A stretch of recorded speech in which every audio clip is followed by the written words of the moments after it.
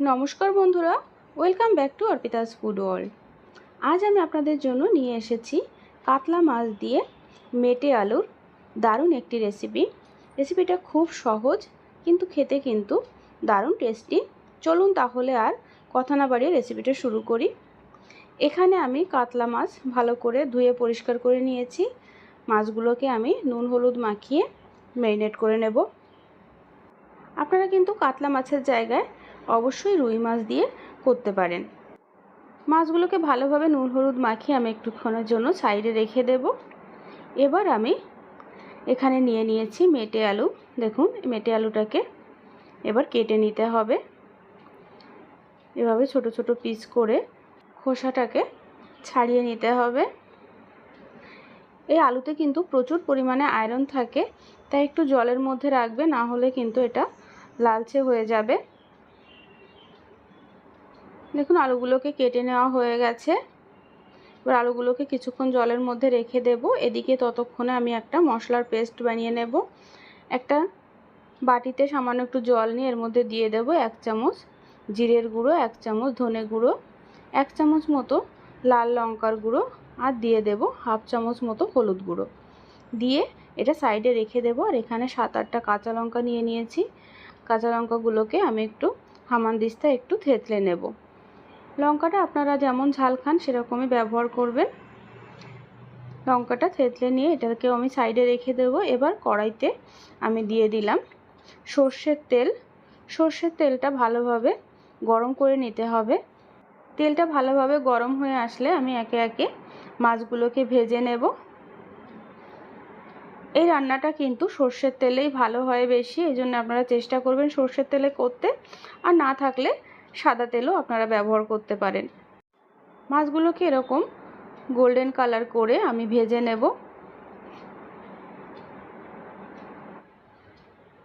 এক সাইড ভাজা হয়ে গেলে মাছগুলোকে উল্টে দিয়ে আমি অন্য সাইডটাও ঠিক এরকমভাবে ভেজে নেব। মাছগুলো ভাজা হয়ে গেছে, আমি কড়াই থেকে তুলে নিয়ে একইভাবে অন্য মাছগুলোকেও ভেজে নেব। আমার সমস্ত মাছগুলোকে ভেজে নেওয়া হয়ে গেছে। এবার একটা পাত্রে আমি জল ফুটিয়ে নেব। তার মধ্যে দিয়ে দেব 1 চামচ নুন। এবার এই ফুটন্ত গরম জলের মধ্যেই কেটে রাখা মেটে আলুগুলো দিয়ে দেব। দিয়ে 3 থেকে 4 মিনিট আমি এটাকে একটু সেদ্ধ করে নেব।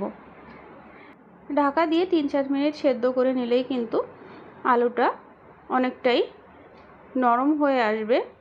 এটা কিন্তু খুব নরম করা যাবে না, একদম সেদ্ধ করে মোটামুটি 30% মতো সেদ্ধ হয়ে গেলে আমি গরম জল থেকে আলুগুলোকে তুলে একটা স্ট্রেনারে নিয়ে নেব।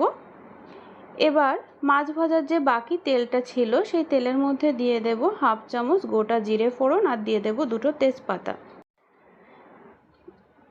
তেজপাতা আর গোটা জিরে ফোড়ন দিয়ে সেদ্ধ করে রাখা আলুগুলো এবার তেলের মধ্যে দিয়ে দেব। দিয়ে ভালোভাবে আলুটাকে নুন আর হলুদ দিয়ে কিছুক্ষণ ভেজে নেব। এই রান্নায় কিন্তু মশলাপাতির ব্যবহার খুবই কম। আমি এখানে কোনো পেঁয়াজ রসুন বা আদা ব্যবহার করব না। গরমে আপনারা কিন্তু এভাবে মাছের ঝোল করে খেতেই পারেন। এইভাবে মেটে আলু দিয়ে মাছের রান্না কিন্তু দারুণ টেস্টি হয়। তো আপনারা কিন্তু এই গরমে কম মশলায় এই রান্না কিন্তু অবশ্যই বাড়িতে একবার ট্রাই করতে পারেন। দেখুন, আমার আলুটা প্রায় ভাজা ভাজা হয়ে এসছে। এ পর্যায়ে আমি যে কাঁচা লঙ্কাগুলো থেতো করে রেখেছিলাম কাঁচা লঙ্কাগুলো দিয়ে দেব। আর এর মধ্যে দিয়ে দেব একটু চুই ঝাল, এটা অপশনাল। এবার কাঁচা লঙ্কা চুই ঝালটা দিয়েও কিছুক্ষণ একটু নেড়ে চেড়ে নেব। এরপর আমি দিয়ে দেব যে মশলার মিক্সচারটা বানিয়ে রেখেছিলাম, জিরের গুঁড়ো, ধনের গুঁড়ো, লঙ্কা গুঁড়ো আর হলুদ দিয়ে সে মশলার মিক্সচারটা দিয়ে এবার আলুর সাথে ভালোভাবে কিন্তু মশলাটাকে এবার কষে নিতে হবে। মশলার সাথে আলুটাকে কিন্তু আমার ভালোভাবে কষে নেওয়া হয়ে গেছে, দেখতেই পাচ্ছেন। এবার আমি এর মধ্যে 2 কাপ মতো ফুটন্ত গরম জল আমি দিয়ে দেব। জলটা দেওয়ার পরে গ্রেভিটা ফুটতে শুরু করলে আমি এখানে ভেজে রাখা মাছগুলো একে একে দিয়ে দেব।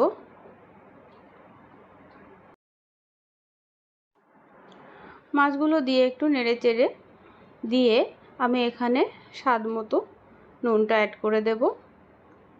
নুনটা অ্যাড করে দিয়ে আমি ঢাকা দিয়ে মিডিয়াম ফ্লেমে মিনিট 10 মতো রান্নাটাকে হতে দেব।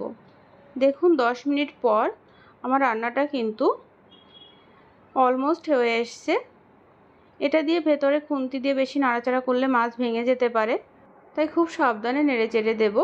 আর যে চুই ঝালটা দিয়েছিলাম সেটা একটু হালকা থেতলে দেব, তাহলে এটার থেকে দারুণ একটা ফ্লেভার গ্রেভিতে অ্যাড হবে। এভাবে আর 2-3 মিনিট মতো আমি একটু ফুটিয়ে নেব। তারপর গ্যাসের ফ্লেমটাকে অফ করে ঢাকা দিয়ে রেখে দেব। আমার রান্না কিন্তু একদম হয়ে গেছে।